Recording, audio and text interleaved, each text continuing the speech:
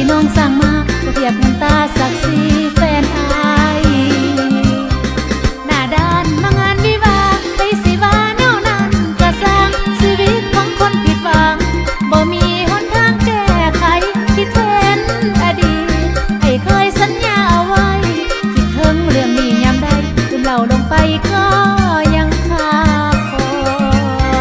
ผู้หญิงกินเบียร์เขาว่าเป็นคนบ่ดีเลิกงานวิวาวันนี้